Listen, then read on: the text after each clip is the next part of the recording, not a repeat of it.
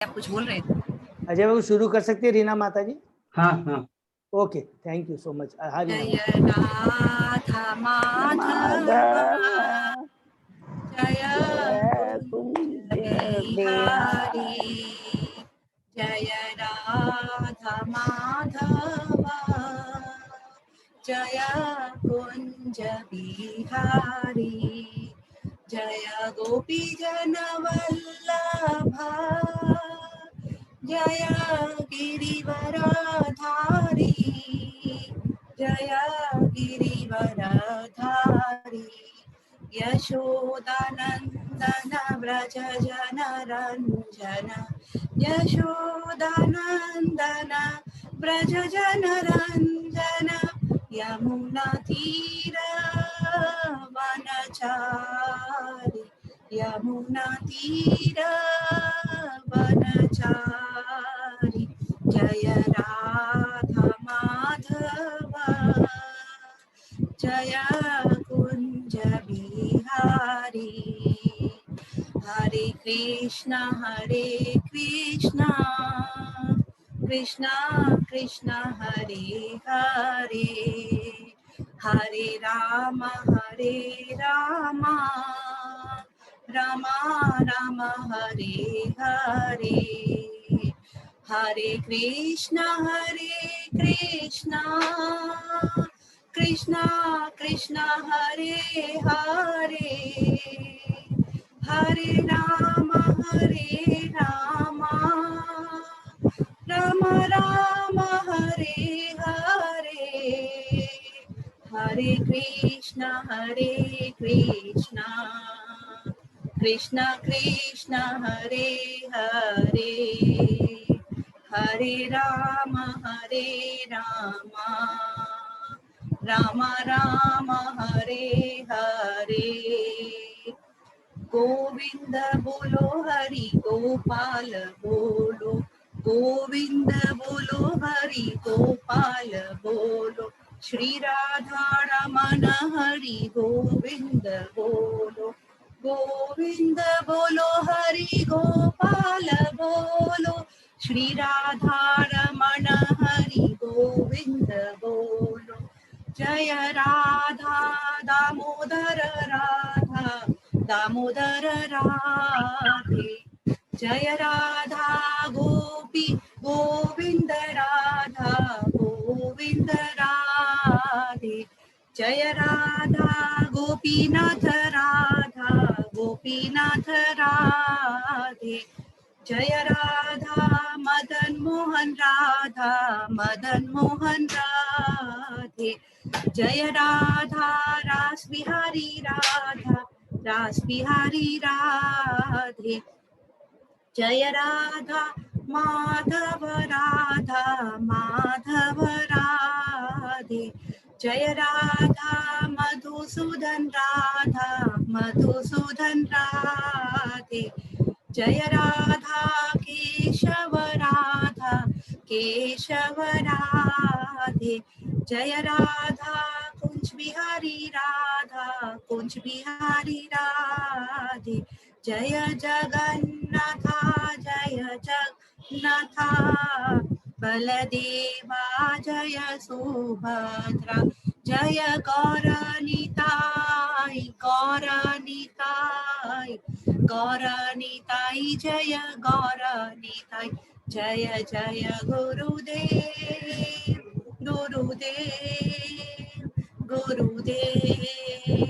गुरुदेव, जय जय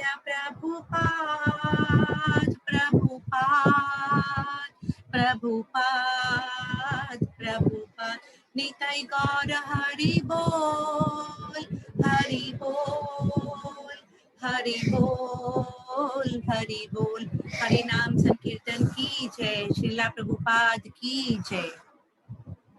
हरि बोल। बहुत सुंदर रीना माता जी को बहुत बहुत धन्यवाद, बहुत ही सुंदर कीर्तन कराया और मुझे विश्वास है, आशा करता हूँ सभी भक्तों ने बहुत अच्छे से कीर्तन किया होगा। अभी हम लोग मंगलाचरण करते हैं, ठीक है। ओम ज्ञानतिमिरान्धस्य ज्ञानाञ्जनशलाकया चक्षुरुन्मीलितं येन तस्मै श्री गुरुवे नमः। श्री चैतन्य मनोभीष्टं स्थापितं येन भूतले स्वयं रूप कदा मह्यं ददाति स्वपदान्तिकं वन्देऽहं श्रीगुरु श्रीयुतपदकमलं श्रीगुरून् वैष्णवांश्च श्रीरूपं साग्रजातं सहगना रघुनाथं वितं तं सजीवं स्वाद्वैतं सावभूतं परिजं सहितं कृष्ण चैतन्य देवं श्री राधा कृष्ण बादान सहगना ललिता श्री विशाखा वितांत च नमो ओम विष्णुपादाय कृष्ण पृष्ठाय भूतले श्रीमते भक्ति वेदांत स्वामिन इति नामने नमस्ते सरस्वती देवे गौरवाणी प्रचारिणे निर्विशेषा शून्यवादी पाश्चात्य देश तारिणे वांछा कल्पतरुभ्य कृपा सिंधुभ्य एव च पतितानां पावनेभ्यो वैष्णवेभ्यो नमो नमः नमो महावदान्याय कृष्ण प्रेम पदाय ते कृष्णाय कृष्ण चैतन्य नामने गौरत्से नमः हे कृष्ण करुणा सिंधु दीन बंधु जगतपते गोपेश गोपिका कांत राधा कांत नमस्तुते तप्त कांचन गौरांगी राधे बिंदावनेश्वरी विश्वाम्नुसुते देवी प्रणमामि हरिप्रिय नीलांचल निवासाय नित्याय परमात्मने बलभद्र सुभद्रायां जगन्नाथाय ते नमः जय श्री कृष्ण चैतन्य प्रभु नित्यानंद श्री अद्वैत गदाधर श्रीवासादि गौर भक्तवृंद मुखम करोति वाचालम पंगु लंघे गिरिम यत्कृपातमहं वंदे श्री गुरुम दीनतारिणम परमानंद माधवम श्री चैतन्य ईश्वरम हरे कृष्णा कृष्णा कृष्णा हरे हरे हरे राम राम राम हरे। श्री श्री मंगलाचरण की जय, शिला प्रभुपाद की जय। आज के इस श्रीमद् भागवतम कक्षा में सभी भक्तों का हार्दिक स्वागत है। मेरा सभी भक्तों के चरणों में दंडवत प्रणाम है। हम लोग भगवान श्री कृष्ण गुरु आचार्य साधु और भक्तों की कृपा से बंद करके भेजना होगा ना, श्रीमद् भागवतम में नहीं चल जाएगा। अध्ययन कर रहे हैं कई दिनों से। अभी हम लोग अध्याय 15 में हैं। अभी तक हम लोगों ने 14 अध्याय तक किया है और जिसमें हम लोगों ने सर्वप्रथम हमने पहले कैंटो के पहले अध्याय के पहले दूसरे तीसरे श्लोक 3 श्लोकों में पहले श्लोक में भगवान श्री कृष्ण के 7 एस्पेक्ट के बारे में हमने पढ़ा। उसके बाद में दूसरे श्लोक में श्रीमद् भागवतम किस 7 उनके एस्पेक्ट के बारे में पढ़ा और तीसरे श्लोक में कि किस प्रकार श्रीमद् भागवतम जो आध्यात्मिक जगत आध्यात्मिक वृक्ष का एक पका हुआ फल है और किस प्रकार वो हमारी आध्यात्मिक चेतना को जागृत कर सकता है, हमें दिव्य ज्ञान दिव्य पथ की ओर ले जा सकता है, उसके बारे में हमको पढ़ने के लिए इनवाइट किया गया। और उसके बाद में हमने पहले दूसरे तीसरे अध्याय में जो नेमिषरायण के 6 मुनियों ने सुत गोस्वामी से 6 प्रश्न किए थे उसका डिटेल में हमने सुना, अध्ययन किया और चौथे अध्याय 5वें 6ठे अध्याय में श्रीमद् भागवत के इतिहास के बारे में पढ़ा कि किस प्रकार नारद मुनि जी व्यास देव जी को, क्योंकि व्यास देव जी नारद मुनि के जो शिष्य है उनको किस प्रकार उन्होंने गाइड किया श्रीमद् भागवतम लिखने के लिए, क्योंकि जिस कलयुग के लोगों के लिए वो बहुत दरकार था, क्योंकि एकमात्र भक्ति ही इस कलयुग में हमारे आध्यात्मिक कल्याण का साधन है। उस चीज को ध्यान में रखते हुए श्री नारद मुनि ने स्वयं अपने जीवन का पिछले जन्म का उदाहरण बहुत डिटेल में देते हुए व्यास जी को बताया और प्रोत्साहित किया श्रीमद् भागवतम लिखने के। 7वें अध्याय में द्रोण पुत्र जो अश्वत्थामा था जिसने बहुत घलोनी हरकत की थी, 5 पुत्र जो पांडव द्रौपदी के 5 पुत्र उसने निर्मम हत्या की थी, तो उसका किस प्रकार उसको दर्द मिला गया उसके बारे में डिस्कस किया। 8वें अध्याय में हमने उत्तरा के ऊपर भगवान ने किस प्रकार कृपा की, उसके गर्भ में परीक्षित महाराज की रक्षा करके, और कुंती महारानी की प्रार्थना है, और कुंती महारानी भगवान की कितनी भक्त थी और एक भगवान के प्रति किस प्रकार समर्पित होना चाहिए, ये हमें कुंती महारानी की शिक्षाओं से ये हमको सीखने को मिलता है। 9वें अध्याय में भीष्म देव का देह त्याग था, उसके बारे में डिस्कस किए। 10वें अध्याय में भगवान हस्तिनापुर छोड़ के जाते हैं, उस समय भगवान के जो शुद्ध भक्त उनके भगवान के प्रति किस तरह का भाव रहता है, किस तरह का विरह भाव रहता है, उसको हमने डिटेल में डिस्कस किया। 11वें अध्याय में भगवान श्री कृष्ण जाते हैं जब द्वारका, तो वहां पर जाने पर वो जो वहाँ के जो भक्त हो उनका क्या भाव है भगवान के प्रति, उसको हमने डिटेल में डिस्कस किया। किस प्रकार भगवान ने उनको एक एक भक्त को उनके पद के अनुसार किस पर रेसिप्रोकेट किया, उसके हमने सुना। 12वें अध्याय में हमने परीक्षित महाराज के आश्चर्य उनके एक जन्म के बारे में बहुत डिटेल में डिस्कस किया कि कितने भाग्यशाली थे परीक्षित, जिनको भगवान स्वयं कृष्ण गर्भ माता उत्ता के गर्भ में जाकर उनकी रक्षा करते हैं। बहुत ही सुंदर ये वर्णन है। और उसके बाद में 13वें अध्याय में कि धृतराष्ट्र का देह त्याग, जो कि बहुत ही एक शिक्षा प्रद है हम लोग के लिए, किस प्रकार एक भगवान का शुद्ध भक्त विदुर महाराज जी किस प्रकार धृतराष्ट्र की भौतिक आसक्ति को काटते हैं। ये हमारे लिए एक बहुत बड़ी शिक्षा है और हम बार बार भी याद करेंगे कि अगर हमारी ये भौतिक जगत में क्या माया बहुत प्रबल है, अगर हमें अपनी भौतिक आसक्ति को काटना है, दिव्य ज्ञान आत्मिक ज्ञान की प्राप्त करनी है, किस प्रकार हम भक्ति के पथ में जा सकते हैं, तो शुद्ध भक्तों का एसोसिएशन बहुत, बिना शुद्ध भक्त के एसोसिएशन में ये भौतिक आसक्ति नहीं कर सकती है, जो कि हमें ये शिक्षा मिलती है विदुर महाराज के धृतराष्ट्र को किस प्रकार वो उनको शिक्षा देते हैं। और at the same time Narad मुनि जी भी किस प्रकार युधिष्ठिर महाराज जो कि भ्रमित हो जाते हैं, पुनः 2 बार भ्रमित हुए थे। एक तो पहले जब हमने 90वें अध्याय में, वो भी भगवान की कृपा से ही होते हैं, और यहाँ पर भी भगवान की कृपा से ही भ्रमित होते हैं, ये बताने के लिए भगवान की माया बहुत ही प्रबल है। भक्ति करते हुए भी हम लोग कभी कभी भ्रमित हो जाते हैं और बिविल्डर हो जाते हैं, कंफ्यूज हो जाते हैं, बिविल्डर हो जाते हैं, हमें क्या करना चाहिए नहीं करना है। उस समय एक भगवान के भक्त के एसोसिएशन उनके गाइडेंस के दरकार होते हैं, कि जो कि नारद मुनि जी ने युधिष्ठिर महाराज को क्या उन भ्रम से दूर किया कि you are not the doer, you are not the doer, only हम क्या भगवान के आदेश के अनुसार हमें उनका खाली पालन करना, यही सबसे बड़ी बुद्धिमानी होती है। ये हमने पढ़ा। और 14वें अध्याय के अंदर में जब यहाँ पर दिखा रहा कि भगवान श्री कृष्ण का अंतर्धान, लेकिन मैनली में बताया गया कि भगवान श्री कृष्ण के एब्सेंस में किस प्रकार युधिष्ठिर महाराज अपशगुन फील करते हैं और अलग अलग अपशगुन फील करते हैं। और अर्जुन द्वारका गए रहते हैं, जब वो द्वारका से वापस आते हैं उसके बाद में युधिष्ठिर महाराज उनसे कई तरह के प्रश्न करते हैं, लेकिन अर्जुन कुछ नहीं बोल पाता है। और लास्ट में 6-7 श्लोकों में वो पूछते, अरे तुम अपने बारे में बता कि तुम्हारे प्रति कोई अन्याय हुआ है, किसी ने अपमान किया है, तुमसे कोई गलती हुई है, गुरु के प्रति, ब्राह्मण के प्रति, बालक के प्रति या स्त्री के प्रति, अलग अलग वो करते हैं, कुछ नहीं बोलता। लेकिन अंत में अर्जुन हिम्मत कर करके उसका गला रूधा रहता है और वह युधिष्ठिर महाराज को बोलता है, वो 15वें अध्याय में आकर करके कि पांडव का सामयिक क्या है प्रस्थान, रिटायरमेंट ऑफ पांडवस। तो उसके बारे में तब अर्जुन सबसे पहले हमने डिस्कस किया 15वें अध्याय में कि अर्जुन कहता है कि युधिष्ठिर महाराज को भगवान श्री कृष्ण की जो सारी शुभकामनाओं आशीषों को वो पहले याद करता है, और फिर वो आंसू बहाते हुए कहता है कि हे राजन, मेरा जो प्रबल पराक्रमण था, जो कि देवताओं तक को चकित करने वाला था, अब वो मुझ में नहीं रहा।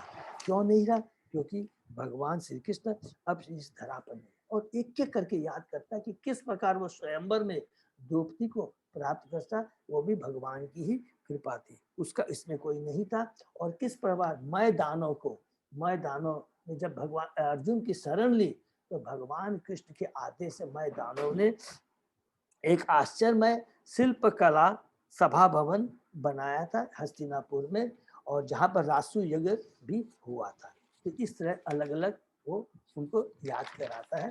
ये उसके बाद में जो हमने परसों जो पढ़ा था 15वें अध्याय से, वो थोड़ा सा डिटेल में पढ़ते हैं।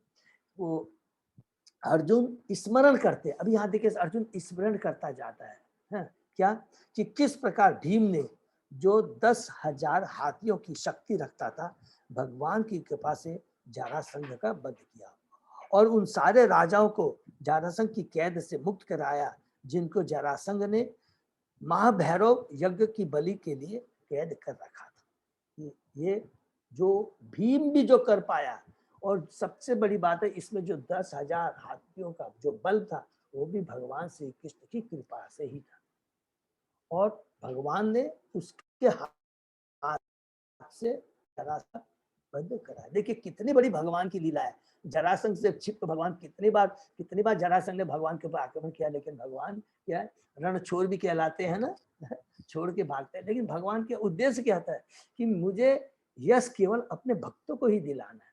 तो भीम को यश दिलाना चाहते, भीम के माध्यम से उन्होंने जरासंध का वध कराया। फिर आगे अर्जुन याद करते हैं, जिन निष्ठुर लोगों ने भगवान के महान भक्त द्रौपदी की उस चोटी को खोलने का दुस्साहस किया था, जो महान राजसूय यज्ञ के अनुष्ठान के अवसर पर ढंग से बहुत सुंदर ढंग से सजाई गई थी और पवित्र की गई थी द्रौपदी की चोटी को।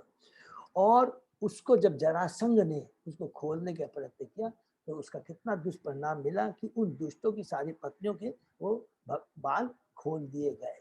किसे? कुरुक्षेत्र के युद्ध में चूंकि सारी विधवाएं हो गई तो नेचुरल उनके सारे बाल खोल दिए।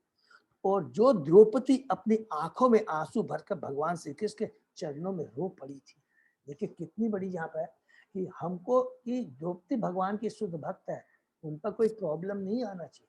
लेकिन यहाँ भगवान श्री कृष्ण कहते हैं कि हम बद्ध जीवों को एक शिक्षा देने के लिए कि कभी भी हमें शुद्ध भक्त के चरणों में अपराध नहीं करना चाहिए। अगर उसकी यदि आह निकलती है तो वो बहुत खतरनाक होती है। हम जितना भी भौतिक चीजें खो दे, कुछ भी पा दे, उसमें मिल भी सकती है, कोई बड़ी बात नहीं। और हम भक्ति करते हुए भी अगर कुछ भी भौतिक चीज ऐसे आता है चला जाता है, कोई बात नहीं, लेकिन भक्ति एज इंटैक्ट टकी रहती है, उसमें कभी भी डाउनफॉल नहीं आता। लेकिन अगर शुद्ध भक्तों के चरणों में अपराध करते हैं तो वो भक्ति, भगवान ने कहा था न मैं भक्ता पनश्यति, मेरी भक्ति भी नष्ट नहीं होती है। लेकिन शुद्ध भक्तों के चरणों में अगर अपराध करते हैं तो हमारी भक्ति डिस्टर्ब हो जाती है। ये बहुत इंपॉर्टेंट चीज है।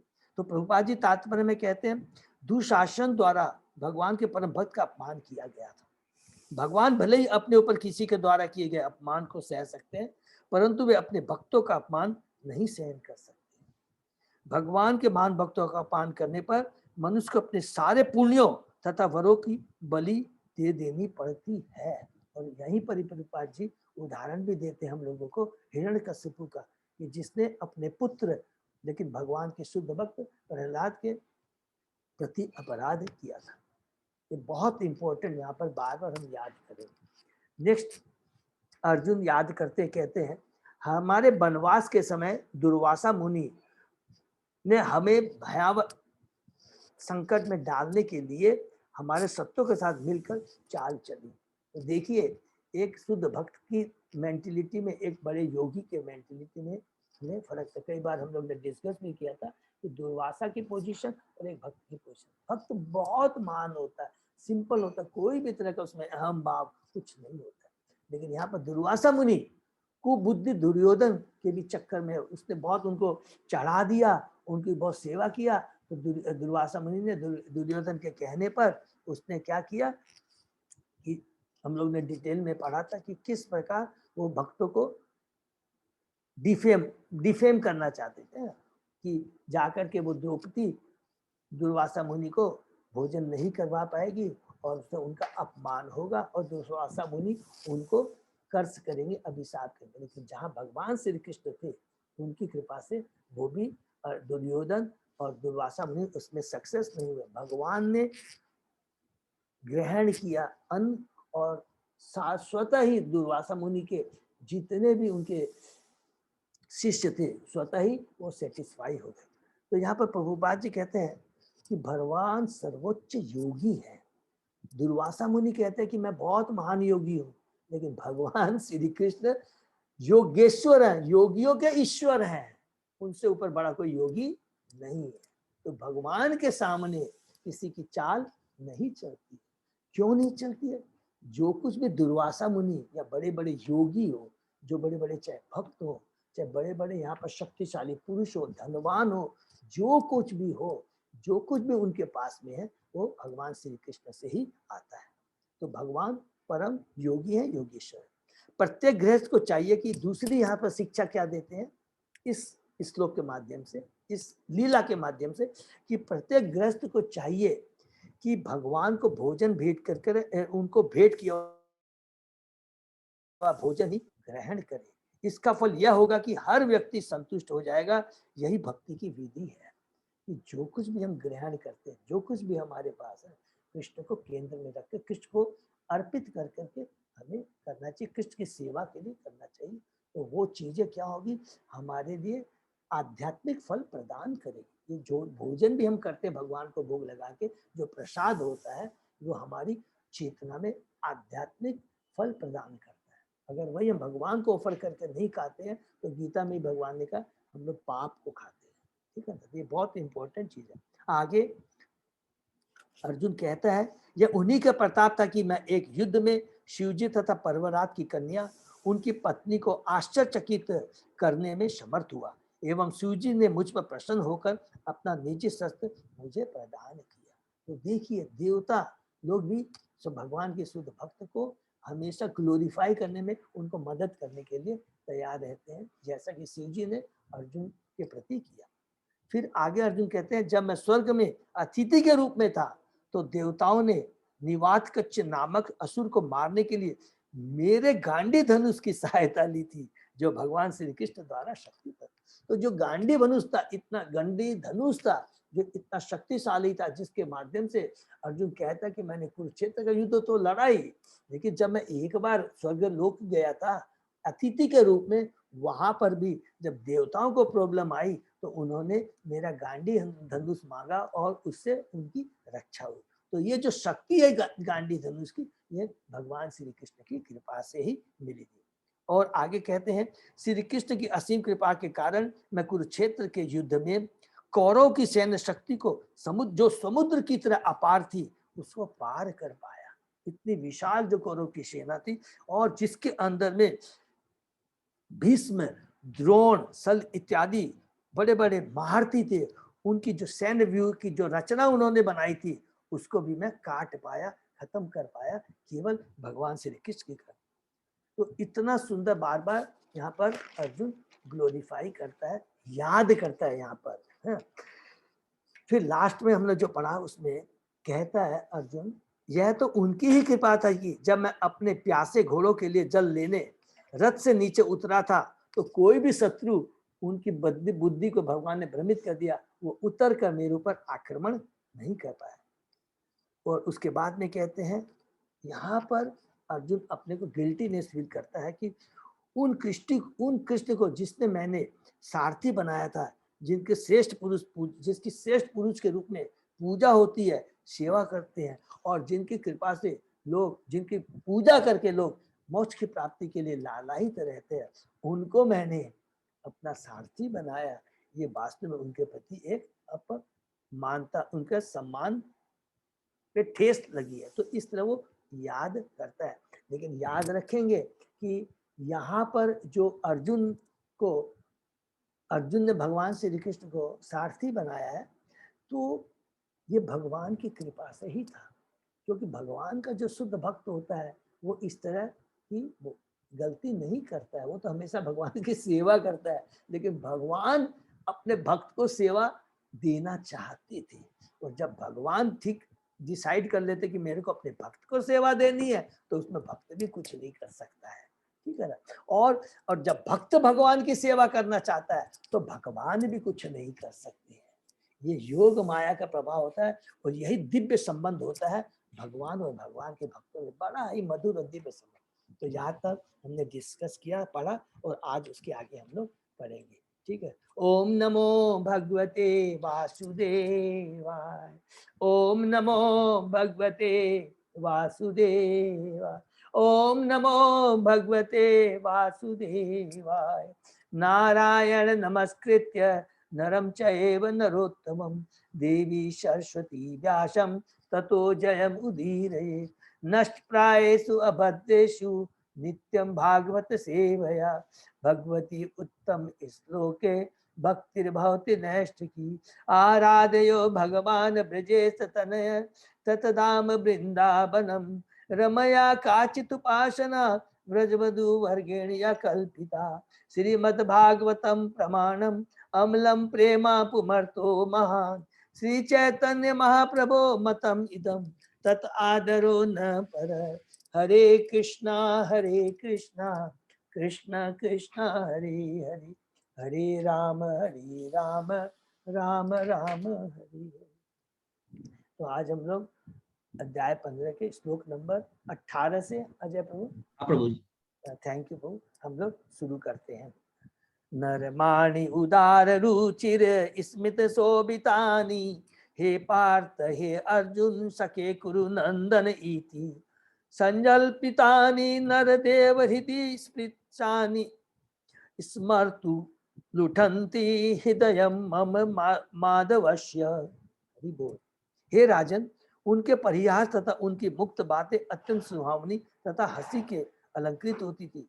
हे पार्थ, हे शका, हे कुरुनंदन कहकर उनका पुकारना तथा उनकी समस्त हार्दिकता की अब मुझे याद आ रही है और मैं अभिभूत है। तो कितना सुंदर अर्जुन याद करता कि जब भगवान श्री कृष्ण हस्तिनापुर में हमारे संग थे, हमारे संग बैठते उठते खाते सोते थे और हमारे संग परिहास करते थे और उनकी जो मुझे बोलते थे हे पार्थ मैं हे कुंती के पुत्र, हे सखा, हे कुरुनंदन कहकर पुकारते थे। तो उन सब बातों को याद कर कर करके मैं अभिभूत हो रहा हूँ। तो इस प्रकार अर्जुन याद कर रहे। नेक्स्ट,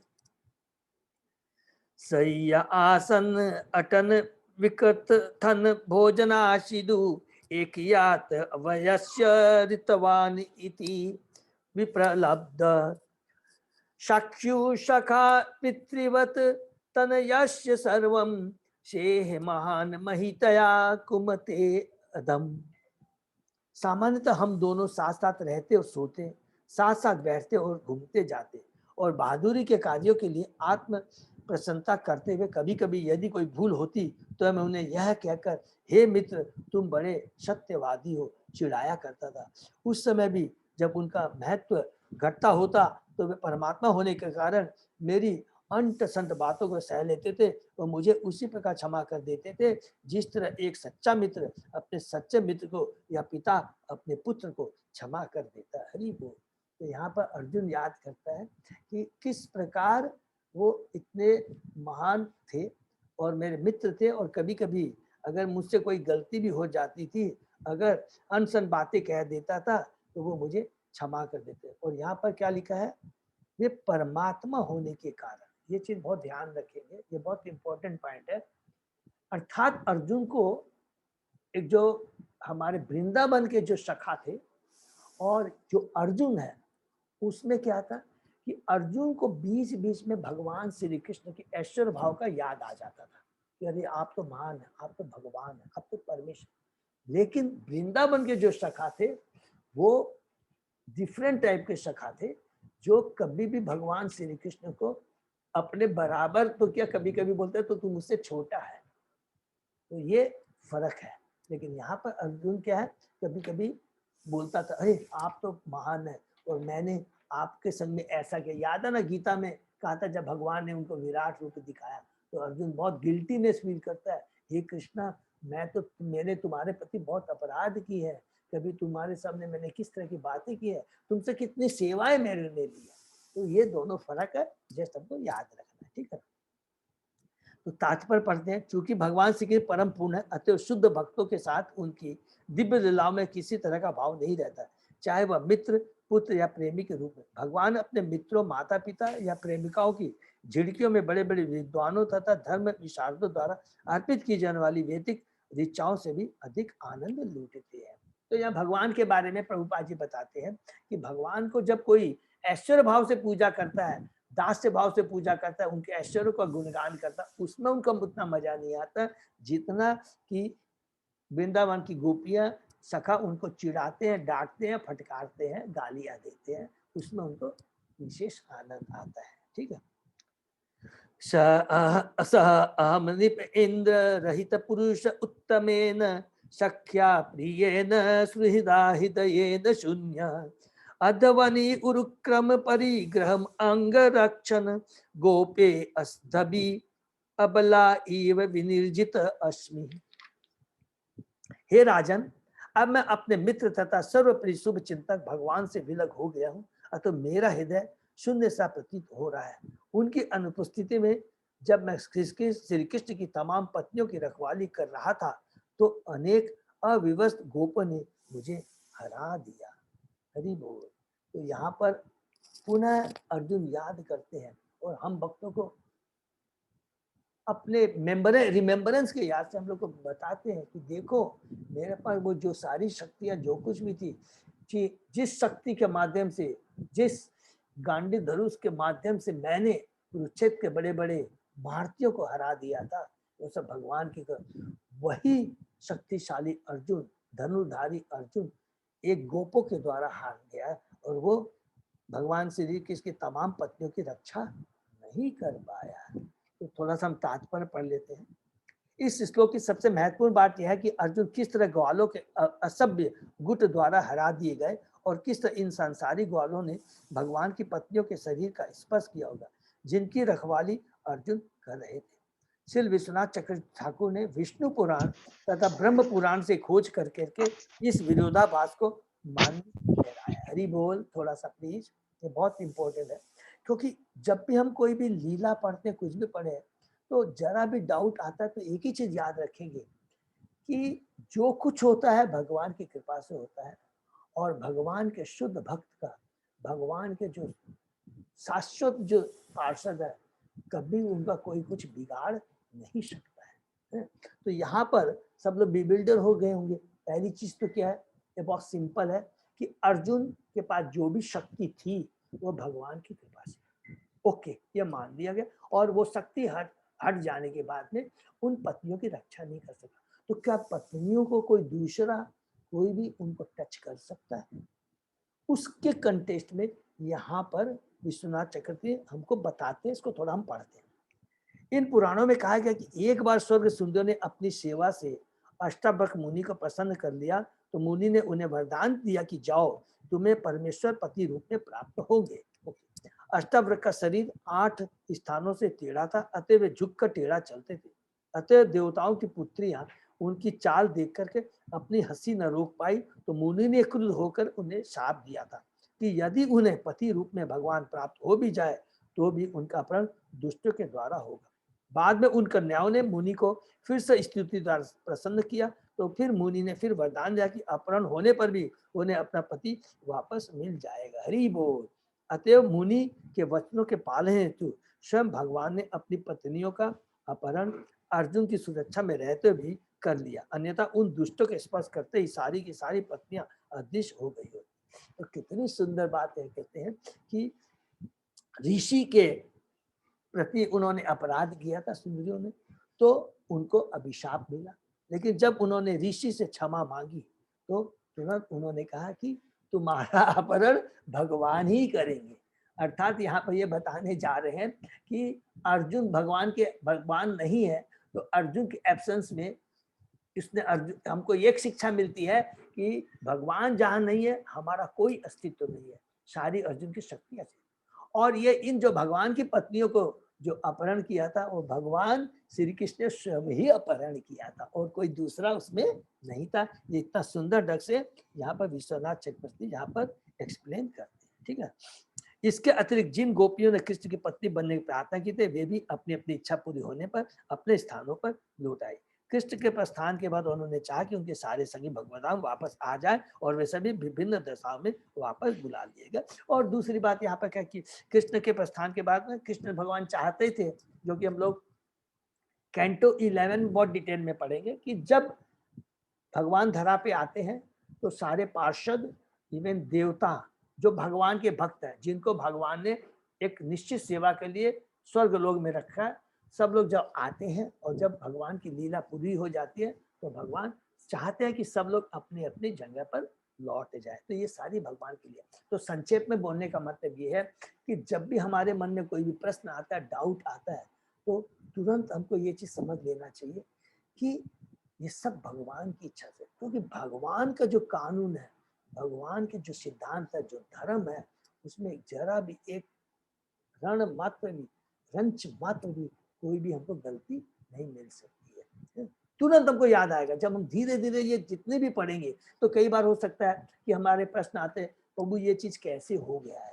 तो क्या है, वो जिसमें ये है वो भगवान की लीला ही होती है, इसमें कोई दूसरा चीज नहीं हो सकता, ये हमेशा याद रखना है। और फिर हम लोग जब आचार्यों की टिप्पणी पढ़ेंगे तो और क्लियर हो जाता है। तो ये चीज जरूर याद रखनी। तत्वे धनुते ईशव सरत हयाते श अहम रथी नृपतय यत आनमन्ति सर्वं क्षणेन तत् अभूत असत ईश रिक्तम भस्मन हुतम कुहक रादम इव उत्तपम उष्याम। मेरे पास वही गांडी धनुष है, वे ही तीर है, उन्हीं घोड़े के द्वारा खींचा जाने वाला वही रथ है, और उन्हें इस्तेमाल करने वाला मैं वही अर्जुन हूँ, जिसके सामने सारे राजा सिर झुकाया करते थे, किंतु भगवान कृष्ण की अनुपस्थिति में सब एक ही क्षण में शून्य हो गए। यह वैसा ही है जैसे राख में घी की आहुति डालना, जादू की छड़ी से धन एकत्र करना, या बंजर भूमि में बीज बोना। हरि बोल। ये देखिए कितनी यहाँ पर फिर अर्जुन याद करते हैं और हमको बताते हैं कि जो कुछ भी है भगवान की श्री कृष्ण की ही कृपा से। अगर भगवान श्री कृष्ण की कृपा होती है तो वो बंजर जमीन है वो उपजाऊ हो जाती है। और कहते हैं, बहुत जगह लिखा है कि जो कुछ भी होता है वो भगवान की कृपा से ही हो जाता है। अगर भगवान की कृपा नहीं हुई तो सारा उल्टा हो जाता है। जो आज हम देखते हैं कि हमारे में इतना से मैं ये कर पा रहा हूँ, मैं आज ये भक्ति कर पा रहा हूँ, मैं कुछ भी कर पा रहा हूँ, हमेशा याद है कि ये कृष्ण की कृपा है। उनकी ही कृपा से हम लोग भक्तों का संग मिला है, हम भक्ति कर पा रहे हैं। अगर हमारे पास में कुछ भौतिक ऐश्वर्य भी है और मैं उनकी भगवान की सेवा में लगा पा रहा हूँ, बहुत ध्यान से सुनेंगे, ये भगवान की ही कृपा से होता है। जरूरी नहीं हमारे पास भौतिक ऐश्वर्य और हम भगवान की सेवा में लगा पाए। बहुत लोग इतने हैं, उनके पास सब कुछ है, लेकिन वो भगवान की सेवा में नहीं लग पा रहा, चाह के भी नहीं लग पाता है। तो उसके लिए भी भगवान से प्रार्थना करनी है कि ऐसा नहीं कि मेरे पास है अरे मैं कर पाऊंगा, नहीं चलेगा। अगर कुछ भी हमारे पास ऐश्वर्य है, अगर उसको भगवान की सेवा में लगना है, उसके लिए भी भगवान की कृपा चाहिए, हर चीज की। ठीक है ना।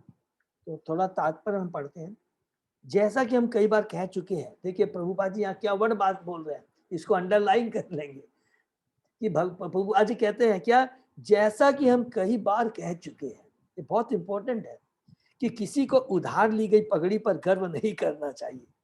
उधार ली गई पगड़ी पर गर्व नहीं करना चाहिए। हमारे पास जो सब कुछ है वो हमारा नहीं है, कृष्ण का है।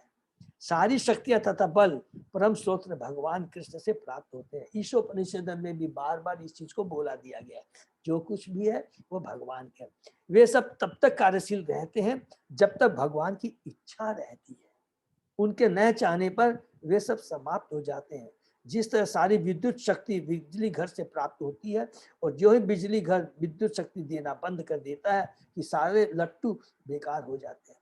हमारे घर में कितने सुंदर सुंदर आप एकदम सोफिस्टिकेटेड लाइट लगा लीजिए, अच्छे से सब बढ़िया एसी लगा लीजिए, सारी व्यवस्था कर लीजिए, लेकिन भगवान श्री कृष्ण के द्वारा बिजली घर से जब तक वो बिजली प्रवाहित नहीं होगी, भगवान की इच्छा नहीं होगी, प्रवाहित नहीं होगी, तो ये सारे अच्छे से बल्ब, लाइट, एसी सब बेकार है। उसको हम लोग रखेंगे, हमने बहुत करोड़ों का अच्छा तो सोफिस्टिकेटेड बहुत सुंदर है प्रभु जी, ये वाला एग्जाम्पल बहुत अच्छा एग्जाम्पल है प्रभु जी। तो सोचिए, बहुत सुंदर एग्जाम्पल है, सारा चीज आ गया इसमें प्रभु जी। सारा चीज इसके अंदर में आ गया। हमारा जो कुछ भी है, हम आज कहते हैं मेरा इतना सुंदर शरीर है, मेरा इतना सुंदर गला है, मेरी इतनी सुंदर आवाज है, सब बेकार है यदि उसमें कृष्ण की कृपा, कृष्ण रूपी बिजली प्रवाहित यदि नहीं होगी तो ये बेकार हो जाए। हमने कई बार, इसलिए प्रभुपाद जी बार बार कहते हैं, मैं कई बार कह चुका, हम कई बार कह चुके, कितना ही सुंदर शरीर हो, एक बार आत्मा निकल जाती है तो वो क्या है, लोथड़े के समान हो जाए, उसका कोई महत्व नहीं होता। तो ये बहुत इंपॉर्टेंट हमें याद रखना है। ऐसी शक्तियां भगवान की इच्छा से क्षण भर में उत्पन्न की जाती है या वापस ली जाती है। वापस भगवान ले भी लेते हैं और दे भी लेते। भगवान के आशीष के बिना आधुनिक सभ्यता मात्र बच्चों का खेल है। हरि बोल। जब तक माता पिता बच्चों को खेलने देते हैं तब तक सब कुछ ठीक रहता है, लेकिन माता पिता के न चाहने पर बच्चों को खेलना बंद करना पड़ता है। मानवीय सभ्यता तथा इसके सारे कार्यकलापों को भगवान के परम आशीष का अनुगमन करना चाहिए। इस आशीष के बिना मानवीय सभ्यता की सारी प्रगति शव को सजाने के समान है। हरि बोल। जिस प्रकार शव का कोई महत्व नहीं है, डेड बॉडी का कोई महत्व नहीं, उसी प्रकार भगवान की कृपा के बिना हमारे पास जो कुछ भी है, हम यदि प्रयत्न करेंगे तो हमारा वो प्रयत्न क्या कहलाएगा, जिस प्रकार डेड बॉडी को सजाने के समान।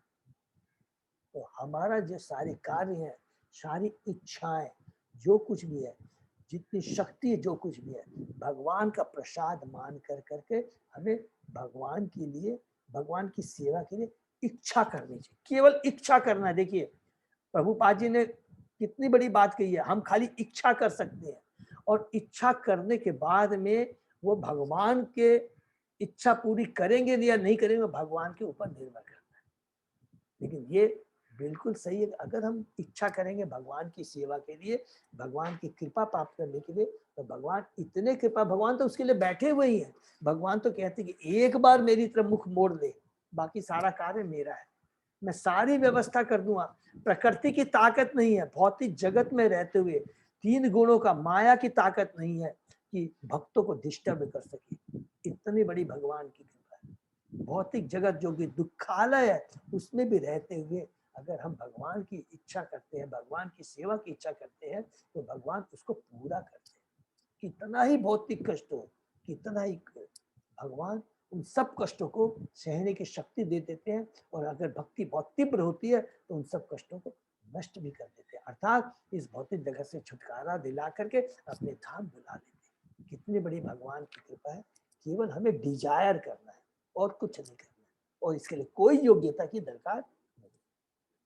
नेक्स्ट, राजन तत्व अनुपृष्टा नाम सुहृदाम न सुहित पुरे विप्र शाप विमूढ़ानाम निग्धताम मुष्टिभि मिथ बारुणिम मदिराम पित्वा मनो मिथित चेतसाम अजानताम इव अन्योन्यम चतु पंच अवशेषिता। हरि बोल।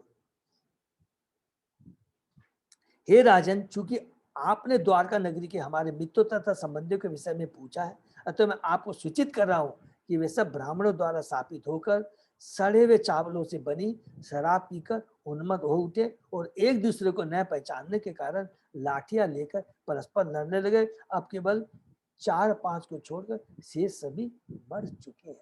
तो यहाँ पर भगवान की मुसल लीला के बारे में यहाँ अर्जुन बता रहे हैं कि किस प्रकार भगवान की इच्छा से, जब भगवान के जो उद्देश्य था इस धरा पर यदुवंशियों को लाने का, जो कि द्वारका में थे, कि किस प्रकार भगवान की इच्छा से वो, जब भगवान की लीला पूरी हो गई, भगवान का कार्य पूरा हो गया, तो किस प्रकार उनकी बुद्धि को भ्रमित कर कर कर कर करके उनको चावलों से बनी शराब पिला उन्मत्त हो गए, और वो एक दूसरे को न पहचानने के कारण वो परस्पर लड़के मर गए। सेम चीज हमें याद है, हमने डिस्कस किया था, सेम उपमा प्रभुपाद जी ने बताया है कि कुरुक्षेत्र के युद्ध में उन्होंने क्या किया था, कि जब लोग क्या अधर्मी हो गए थे, अधर्म का बोलबाला ज्यादा हो गया था, राजा अपने कर्तव्य को भूल गए थे, तो जिस प्रकार कि जंगल में जो आग लगती है किसी के लगाने से नहीं लगती, और भगवान आपस में वो घर्षण कर कर करके, आपस में घर्षण हो कर करके आग फैलती है और पूरा जंगल नष्ट हो जाता है, जितने भी झाड़ वो सब। उसी प्रकार यहाँ पर भगवान, यहाँ पर अर्जुन कहते हैं कि किस प्रकार जो यदुवंशी थे वो शराब पी कर करके आपस में झगड़ कर कर कर कर करके एक दूसरे को मारते हैं, मार करके सबको एक दूसरे को खत्म कर देते हैं। ठीक है ना, उसके बारे में यहाँ पर। नेक्स्ट, प्रायेण एतत् भगवतः ईश्वरस्य विचिष्टं मिथ विचेष्टितं मिथ निदनन्ति भूतानि भावयन्ति च यत् मिथ। वास्तव में यह सब भगवान की इच्छा के फलस्वरूप है। कि कभी कभी लोग एक दूसरे को मार डालते हैं और कभी एक दूसरे की रक्षा करते हैं। कभी तात्पर्य पढ़ते हैं। नृतत्व शास्त्रियों के अनुसार जीवन संघर्ष तथा योग्यतम की दीर्घ जीविका प्राकृतिक नियम है, लेकिन वे ये नहीं जानते कि प्राकृतिक नियम के परम निर्देशन है। तो प्रकृति के जो नियम भी है वो भगवान के द्वारा ही बनाए जाते हैं और प्रकृति भी भगवान के निर्देशन में ही कार्य करती है। प्रकृति क्रिमा, ठीक है, माया अध्यक्ष है, ठीक है ना, जो गीता में भगवान ने कहा है। भगवत गीता में इसकी पुष्टि की गई कि भगवान के निर्देशन में प्रकृति का नियम संपन्न होता है। अतः जब भी विश्व में शांति रहती है तो इसे भगवान की सदीक्षा समझा जाता है। तो यहाँ पर दो श्लोक हमेशा याद रखें। कभी कभी क्या होता है, प्रकृति कृमाणी होने का कि कभी कभी क्या भगवान कहते हैं कि बद्ध जीव प्रकृति कृमाणी, करती तो प्रकृति है लेकिन जीव बोलता मैं करता हूँ। और भगवान ने इसीलिए कहा माया अध्यक्ष है, मेरी अध्यक्षता में प्रकृति कार्य करते हैं। तो दोनों चीज को हमें याद रखें, बहुत इंपॉर्टेंट है। अतः जब भी विश्व में शांति रहती है तो इसे भगवान की सदीक्षा समझा जाता है, और जब विश्व में उत्पात मचता है तब भी भगवान की परम इच्छा रहती है। भगवान की इच्छा के बिना एक पत्ती भी नहीं हिलती। अतः जब जब भगवान द्वारा स्थापित नियमों का उल्लंघन होता है तब तब मनुष्यों तथा राष्ट्रों के बीच युद्ध होता है। अतः शांति का निश्चित मार्ग यही है कि भगवान के द्वारा स्थापित नियमों का पालन किया जाए। तो भगवान के नियमों का पालन किया जाए, ये बहुत ही डिटेल में ईशोपनिषद में बहुत अच्छे से समझाया गया है। एक ही श्लोक के अंदर में सारी बात लिख दी गई है। क्या? ईशावास इदम शर, जो कुछ भी इस भौतिक जगत में है वो सब भगवान का है, नंबर 1। और जब बद्धजीव इस भौतिक जगत में आता है तो भगवान की असीम कृपा से उसको इस भौतिक जगत में रहने के लिए और इस भौतिक जगत से अपने को छुटकारा पाने के लिए दोनों व्यवस्थाएं भगवान कर देते हैं। लेकिन जब बद्ध जीव, स्पेशली जब मनुष्य जिसको भगवान ने विशेष चेतना दी है, बुद्धि दी है, उसका यदि दुरुपयोग करता है तो उस समय भगवान को हस्तक्षेप करना पड़ता है और हमें उसका दंड भोगना पड़ता है। बहुत ही सिंपल चीज है, कितनी बड़ी बात नहीं है। प्रत्येक चींटी से लेकर के ब्रह्मा तक के लिए जो चीज की रिक्वायरमेंट है, रहने की, खाने की, जो कुछ भी हमको चाहिए, और जो गलतियां कर चुके हैं उसको दोबारा उस गलती को रेक्टिफाई करने के लिए, अर्थात सारी भौतिक सुविधाएं प्रदान कर करके भगवान की भक्ति कर करके पुनः उस गलती का निवारण करके अपने धाम चले जाए। तो सारी भौतिक व्यवस्थाएं हैं और भक्ति करने के लिए भगवान ने शास्त्र दिए हैं, गुरु दिए हैं, साधु दिए हैं, सीनियर डिवोटीज दिए हैं। तो भगवान ने सारी व्यवस्था कर दी है। हमारे ऊपर निर्भर करता है कि उन नियमों का, उन व्यवस्थाओं का हम सदुपयोग करते हैं या दुरुपयोग करते हैं। और यदि हम दुरुपयोग करते हैं तो उसका हमको फल भोगना पड़ेगा और भगवान को उसमें हस्तक्षेप करना पड़ेगा। ठीक है ना? स्थापित नियम यह है कि हम जो भी करें, जो भी खाएं, जो भी यज्ञ करें या जो भी दान दे, वह भगवान की पुण्य तुष्टि के निमित्त हो। अर्थात यत करोसी यत इदासी यत हिरोसी ददासी, जो कुछ भी करते हो, जो कुछ भी दान देते हो, गीता के 90 अध्याय के 27वें श्लोक में याद है ना, भगवान बहुत इंपॉर्टेंट बात कहते हैं कि how to lead your life in भौतिक जगत में, किस तरह हम जीवन निर्वाह करें। जो कुछ भी करें कृष्ण को केंद्र में रख के करें। तो भगवान के निमित्त होना चाहिए, भगवान को केंद्र के में रख के करना चाहिए। भगवान की इच्छा के विरुद्ध न तो कुछ किया जाए, न खाया जाए, न यज्ञ किया जाए और न दान दिया जाए। हमें विवेक से उन कार्यों में जिनसे भगवान प्रसन्न होते हैं तथा वे कार्य जिसने भगवान रुष्ट होते हैं अंतर करना सीखना चाहिए। हरि बोल। तो हमें ये मालूम होना चाहिए। ये किससे मालूम पड़ेगा? हरि बोल, हरि बोल। कितनी बढ़िया बात लिख रहे हैं। इतना तो भगवान ने बुद्धि दी है, मनुष्य योनि दी है, और भगवान कहते हैं, अब तो प्रभुपाद जी तात्पर्य कहते हैं कि तुमको भगवान ने सारी व्यवस्था दे दी है, गुरु दे दिया है, शास्त्र दे दिया है, उसके बाद में तो कम से कम ये तो सीख लेना चाहिए कि क्या चीज उपयुक्त है, क्या चीज उचित है और क्या चीज अनुचित है। तो उचित क्या है?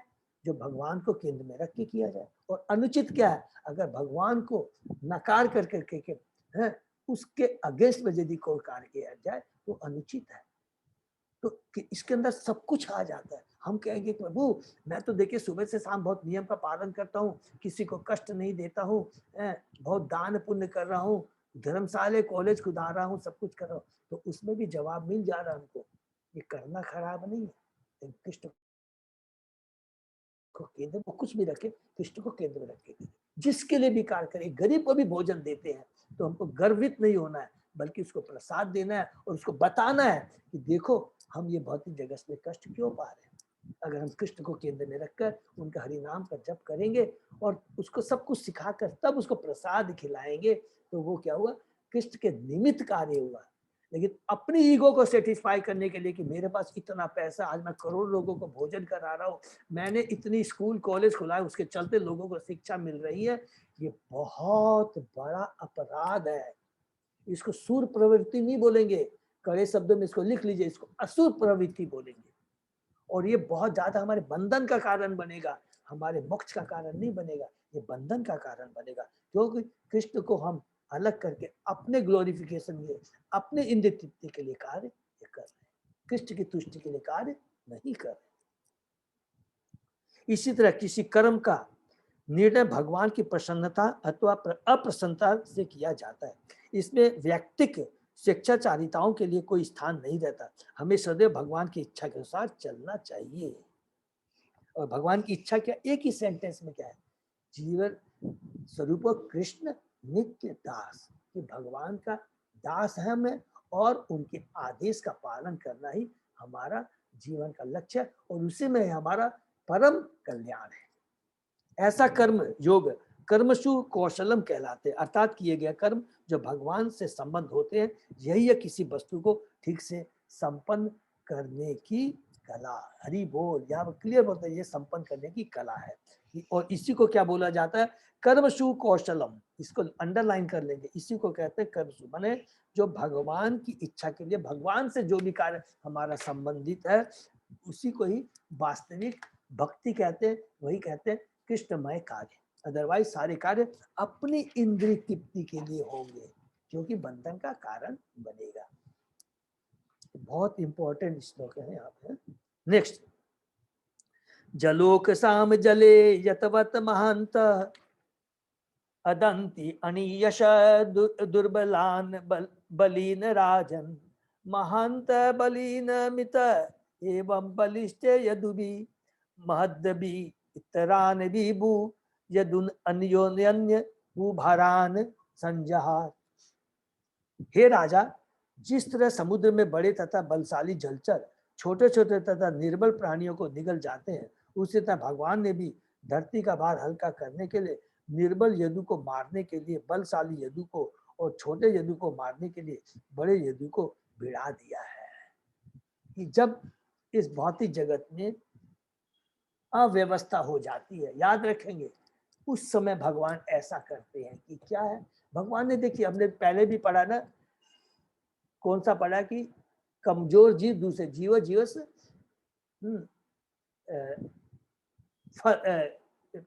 भोजनम, जीव जीवस से भोजनम, माने एक छोटा जीव दूसरे जीव का, कमजोर जीव बड़े जीव का, ये भगवान ने व्यवस्था की है। तो भगवान ने जो व्यवस्था की है वो एकदम, लेकिन क्या करते हैं जब गलत लोग अधर्मी हो जाते हैं उस समय भगवान क्या करते हैं कि छोटे यदु को मारने के बड़े यदु को भिड़ा दिया है। भगवान ने एक यदु को दूसरे यदु में भिड़ा दिया। देखिए सब भगवान के अंश है, तो भगवान कभी ऐसा नहीं चाहते कि एक भक्त को दूसरे को भिड़ाने, भगवान ऐसा कार्य नहीं करते। अगर पाँव में एक कांटा चुभ जाता है तो उस कांटों को निकालने के लिए दूसरे कांटों को ही तो यूज किया जाता है ना, लोहा लोहे को ही तो काटता है। तो जब व्यवस्था सही रहती है तो सब लोग अपना अपना कार्य करते रहते हैं और भगवान की व्यवस्था है उसमें कोई भी, जैसे ने बार बार डिस्कस किया, उसमें भी कोई भी त्रुटि नहीं है। लेकिन जब वो व्यवस्था हम गड़बड़ा देते करते तब भगवान क्या करते हैं कि एक आदमी दूसरे को भिड़ा देते हैं। वही वाली बात आती है जो हमने अभी डिस्कस किया कि जिस प्रकार जंगल में आपस में बांस एक दूसरे घर्षण खा कर करके अग्नि लग जाती है और सब कुछ वहां नष्ट हो जाता है। तो थोड़ा तात्पर्य पढ़ते हैं। भौतिक जगत का नियम जीवन संघर्ष में योग्यतम की उत्तर जीविता, क्योंकि जगत में बद्ध जीवों के मध्य जो असमानता है वह भौतिक साधनों पर प्रभुता जताने की इच्छा के कारण है। प्रकृति पर प्रभुता जताने की यही प्रवृत्ति बद्ध जीवन का मूल कारण है, कि इस भौतिक जगत में फंसने का मूल कारण है कि स्वामी बनने की इच्छा। ऐसे बनावटी प्रभुओं की सुविधा के लिए ही भगवान की भ्रामक शक्ति ने बद्ध जीवों में प्रत्येक योनि के अंतर्गत सबल तथा निर्बल की सृष्टि करके अंतर उत्पन्न कर दिया है। प्रकृति तथा सृष्टि पर प्रभुता जताने से ही असमानता की सृष्टि हुई है और इसी से जीवन संघर्ष का नियम बनाया। आध्यात्मिक जगत में न तो ऐसी असमानता है न ऐसा जीवन संघर्ष। देखिए कितनी बड़ी बात लिखी है। ये जो चीजें हैं ये केवल भौतिक जगत में है, ये चीज आध्यात्मिक जगत में नहीं है। हमारी कर्मों के अनुसार हमारे जैसे कर्म होते हैं, वैसी जैसी चेतना होती है, जैसे हम कार्य किए रहते हैं, वैसे इस भौतिक जगत में किसी को सबल किसी को निर्बल बनाया गया है। और ये व्यवस्था हमने जैसे पिछले कर्म किया है, अगर हमने किसी के ऊपर अत्याचार किया है तो एक कमजोर को शक्तिशाली उसको निगल जाता है या उस पर, ये भगवान के नियम बनाए हमारे कर्मों के अनुसार है और ये भौतिक जगत का नियम है, इसको कभी चेंज नहीं कर सकते। लेकिन ये चीज जो असमानता है, ड्युअलिटी है, ये आध्यात्मिक जगत में नहीं है। क्यों आध्यात्मिक जगत में नहीं है? आध्यात्मिक जगत में तो एकमात्र जितने भी आत्माएं हैं उनका तो एकमात्र सबका एक ही उद्देश्य रहता है, भगवान की सेवा करना। ये तो भौतिक जगत में स्वामित्व बनने की इच्छा रहती है और हम जिस तरह के कार्य करते हैं, सपोज कि हमने किसी के ऊपर में जुल्म किया या किसी को बदमाशी, किसी पर अत्याचार किया, तो अगले जन्म में भगवान भी ऐसी व्यवस्था कर देते हैं कि किसी को सबल किसी को निर्बल बना देते हैं। तो ये चीज चलता रहता है, प्रकृति का ये नियम है, चलता ही रहेगा, इसमें कोई मिटा नहीं सकता। ये हमारे कर्म। लेकिन आध्यात्मिक जगत में इस तरह की असमानता, इस तरह का जीवन संघर्ष वहां पर नहीं पाया जाता। आध्यात्मिक जगत में न तो कोई असमानता है न ऐसा जीवन संघर्ष। आध्यात्मिक जगत में जीवन संघर्ष इसलिए नहीं रहता क्योंकि प्रत्येक प्राणी का अंतिम अस्तित्व शाश्वत है। वहां असमानता इसलिए नहीं रहती क्योंकि प्रत्येक प्राणी परमेश्वर की सेवा करना चाहता है। भौतिक जगत की तरह नहीं है कि स्वामी तो बनना चाहता है कि मेरे पास इतना हो चाहिए, इसके पास इतना क्यों है, मेरे पास इतना कम क्यों है। तो इस तरह की ड्युअलिटी, असमानता, द्वेष भावना, ये भौतिक जगत में है, ये आध्यात्मिक जगत में नहीं है। दूसरा चीज यहाँ बहुत इंपॉर्टेंट बात लिखते हैं कि आध्यात्मिक जगत में जीवन से इसलिए नहीं रहता क्योंकि प्रत्येक प्राणी का अस्तित्व शाश्वत है। आध्यात्मिक जगत में जो है जीवन क्या है, सारी चीजें क्या है, शाश्वत है। भौतिक जगत में ये चीज क्या अशाश्वत है।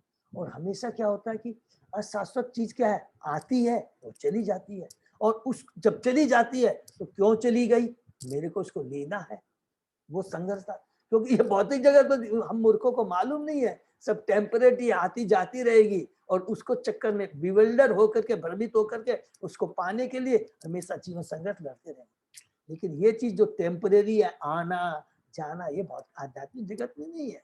पूरा शाश्वत है, एकदम शाश्वत जीव, शाश्वत भगवान, शाश्वत धाम, शाश्वत आनंद और एक ही शाश्वत नियम और शाश्वत इच्छा। इच्छा क्या है, भगवान की सेवा करना। वही एकमात्र वहां आध्यात्मिक जगत में रहती है, कोई भी इच्छा नहीं रहती है। बहुत बढ़िया बात यहाँ लिखा प्रभुपाद जी ने। वहां असमानता इसलिए नहीं रहती क्योंकि प्रत्येक प्राणी परमेश्वर की सेवा करना चाहता है, वही एकमात्र लक्ष्य रहता आता है। और कोई भी लाभ के लिए भगवान का अनुकरण नहीं करता, माने भगवान की नकल नहीं करता। भगवान हर वस्तु के, यहाँ तक कि जीवों के भी सृष्टा होने के कारण प्रत्येक वस्तु के भोक्ता है। भोक्तारम यक्तप्साम सर्वलोक महेश्वरम।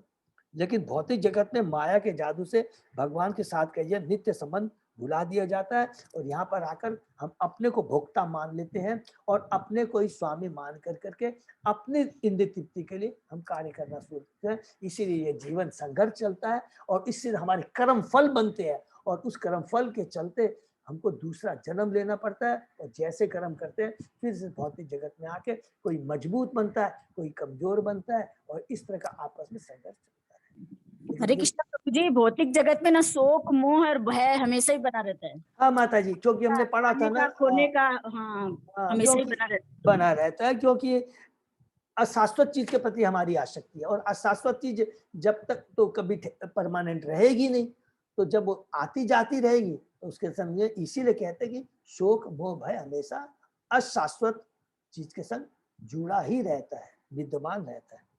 अतएव जीवन संघर्ष तथा योग्यतम की उत्तर जीविका नियम के द्वारा बद्ध हो जाता है। हरि बोल। ठीक है ना। तो ये बहुत ही सुंदर हमने जो आज पढ़े, यही हम लोग विराम देते हैं।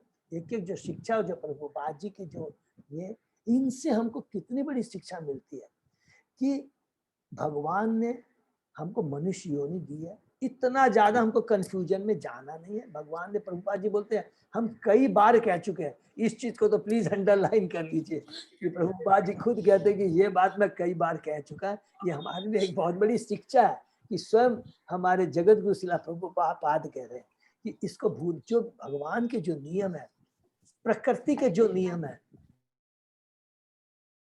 सारे भगवान के आदेश के अनुसार हम बद्ध जीवों के लिए, और सारे नियम भगवान ने हमारे कल्याण के लिए बनाए, सारी व्यवस्था हमारे कल्याण के लिए। ये तो हम बद्ध जीवों की गलती है कि हम लोग माया के प्रभाव में आकर करके जो अल्प स्वतंत्रता दी है लोग करते हैं, उसके चलते हम गलतियां कर बैठते हैं, और उसके चलते हमें ये जन्म मृत्यु जया व्याधि के चक्कर में घूमते रहना पड़ता है। लेकिन हरे कृष्णा प्रभु जी। हाँ माता जी, हरे कृष्णा। हाँ, और अगर हम भगवान के नियम को पालन करते हैं तो कभी भी कोई प्रॉब्लम नहीं आएगी। कोई भी, भगवान ने कोई भी त्रुटि नहीं रखी है। देखिए कितनी बड़ी बात यहाँ पे कहा गया कि भगवान ने सबके लिए समान व्यवस्था की है। अगर हम सोचे कि मेरे पास भौतिक शक्ति ज्यादा है, भौतिक धन ज्यादा है, इसके पास कम है, ये पूरी मूर्खता है। भक्ति के लिए ये जो डिफरेंस है, ये जो, इसकी कोई लेना देना नहीं है, इससे कोई लेना देना नहीं, इससे भक्ति से कोई भी रिलेशन नहीं है। कोई भी एक साधारण व्यक्ति जिसके वो केवल पत्तम पुष्प फल दे करके भगवान को तुष्ट कर सकता है। सुदामा को आप देखिए, किसके बेल फल भगवान ने खाए थे? सबरी। आप सोचिए, और भगवान कितने कृपाल है, दुर्योधन के घर में जाकर कर करके विदुर विदुर का खाना खाए। भगवान को नहीं ये चाहिए, भगवान तो सद ऐश्वर्य से युक्त है, उनको फॉल्स बटरिंग नहीं चाहिए, भगवान को बटरिंग नहीं चाहिए। भगवान को खाली क्या चीज चाहिए कि मेरा बद्ध जीव जो भौतिक जगत में कष्ट पा रहा है, वो वापस मेरे पास कैसे आ जाए। एकमात्र भगवान की वही इच्छा रहती है, और उसी के लिए भगवान हमें हिंट देते हैं, आदेश देते हैं और नियम बनाते हैं, खाली इसको पालन करें। हरे कृष्ण। हाँ बिमला माता जी बोलिए। हरे कृष्णा प्रभु जी। एक और तो हम ऐसा कहते हैं कि भगवान की इच्छा के बिना पत्ता भी नहीं हिल सकता। और दूसरी ओर प्रभु जी अल्प स्वतंत्रता की बात आती है, तो यहाँ थोड़ा कंफ्यूजन होता है कभी कभी। हाँ माता जी, आपको जरा भी कंफ्यूजन नहीं होना चाहिए। थोड़ा सा अपने कई बार डिस्कस कर चुके हैं, बहुत ध्यान से सुनेंगे कि भगवान की इच्छा के बिना पत्ता नहीं हिल सकता। इसका मतलब हुआ कि भगवान की इच्छा के बिना कोई भी फल नहीं मिल सकता। भगवान की इच्छा के बिना कोई भी कार्य संपन्न नहीं हो सकता, संपन्न नहीं हो सकता। इसको लिख लीजिए, भगवान की इच्छा के बिना कोई कार्य संपन्न नहीं हो सकता। बद्ध जीव खाली क्या कर सकता है कि अपनी असफलता के माध्यम से इच्छा व्यक्त कर सकता है खाली, लेकिन उस इच्छा वो आपकी पूरी होगी या नहीं होगी, ये भगवान की इच्छा के ऊपर डिपेंड है। अच्छा, क्लियर, समझ में आ गया बात है? सपोज कि आज हमने इच्छा व्यक्त की, तो इसका मतलब ये नहीं कि आपका कार्य हो जाएगा। ये होगा जब तक भगवान आपको उसका ये अरेंजमेंट नहीं करते। हमारी जलेबी खाने सैंक्शन नहीं करेंगे तब तक कुछ नहीं सकता। सैंक्शन, यस, सैंक्शन जब तक नहीं करेंगे तो दो तरह का सैंक्शन हो गया। माने प्रकृति को बोलेंगे ठीक है भाई, ये सारी व्यवस्था इसको करके दे दो, तो प्रकृति को परमिशन देंगे, तब प्रकृति की ताकत है कि वो चीज हमको प्रोवाइड करेगी। तो भगवान का सैंक्शन, इंस्ट्रक्शन टू प्रकृति एंड योर डिजायर, जब तीनों मिल जाएगी तभी वो पूरा होगा। इसलिए कहा गया भगवान की इच्छा के बिना पत्ता नहीं, हमारी डिजायर से काम। हरे कृष्ण। हरे कृष्णा, दंडवत प्रणाम प्रभु जी, दंडवत तो प्रणाम। यही हम लोग हरे कृष्ण प्रभु जी, हरे कृष्ण प्रभु जी, हरे कृष्ण प्रभु जी। हाँ प्रभु, हरे कृष्णा, बोलिए अरुण प्रभु। प्रभु जी एक छोटा सा कंफ्यूजन जो है कल हुआ मेरे को। हाँ बोलिए ना प्रभु। प्रभु जी जैसे हमारे ना जैसे भगवान, ईश्वर, प्रभु जी इन सबके हमारे पास में डेफिनेशन है कि भाई what is the meaning of Bhagwan, what is the meaning of Ishwar and so. और इसके अलावा भी भगवान कृष्ण कृष्ण के बहुत सारे नाम है जिनका मीनिंग है। हाँ, तो प्रभु जी हरि का मीनिंग क्या है? जो हर लेते हैं, जो हमारे कष्टों को हर लेते हैं। अच्छा ये है हमारा मीनिंग। हाँ प्रभु, हाँ। ओके प्रभु, ठीक है। हरि बोल। और ईश्वर का मतलब, ईश्वर का मतलब ईश्वर का मतलब तो कंट्रोलर है, कंट्रोलर। यस, इसका मतलब देखिए प्रभु, ईश्वर का मतलब होता है कंट्रोलर। हरि माने हरण करने वाले हैं, जो हमारे कष्ट को हरण करने वाले एकमात्र हरि है, दूसरा कोई नहीं है। क्यों? हर जीव बंधा हुआ है, इसलिए भगवान को छोड़कर कोई दूसरा हरि नहीं होता, हरने वाला कोई नहीं हो सकता। नंबर ईश्वर का मतलब होता है कंट्रोलर। कंट्रोलर का मतलब है कि आज एक घर में भी एक आता है, ही इज आल्सो ईश्वर, लेकिन कृष्ण क्या है? परम ईश्वर है। Means he is the controller of all control. अर्थात मतलब है कि ये जो ईश्वर है, हम जो कुछ भी हमारे पास जो कुछ भी शक्ति है, मैंने वी कॉल आवर ईश्वर, ये भगवान के द्वारा दी गई है। इवन देवता भगवान, तो उनको इस भगवान जो बोलते हैं नित्य कृष्णदास। हाँ नित्य। और भगवान जिसको बोलते हैं, कभी ब्रह्मा जी को भी भगवान बोलते हैं, जो भगवान के आदेश का पालन करता है, भगवान के समान ही कार्य करता है, उसको भी भगवान बोलते हैं। लेकिन इसका मतलब ये नहीं कि वो भगवान हो गया। उदाहरण के लिए एक दिए से आपने 10 दिए जलाए, सब एक ही तरह के दिखते हैं, तो 9 दीवे ये नहीं बोल सकते कि मैं परम भगवान हूं। उनको मानना पड़ेगा कि ओरिजिनल भगवान, ये ओरिजिनल दीवा तो यही है, उसके चलते ये 9 दीवे जले हैं। अरे बोल प्रभु, एक चीज है प्रभु, एकदम चीज है, वो कह नहीं सकता प्रभु ये भगवान, वो केवल कृष्ण ही है आदि। हरे कृष्णा, ठीक है ना? हरे कृष्ण प्रभु जी, हरे कृष्णा प्रभु जी, हरे दंडवत कृष्णा, प्रणाम। दंडवत प्रणाम माता जी। हरे कृष्णा।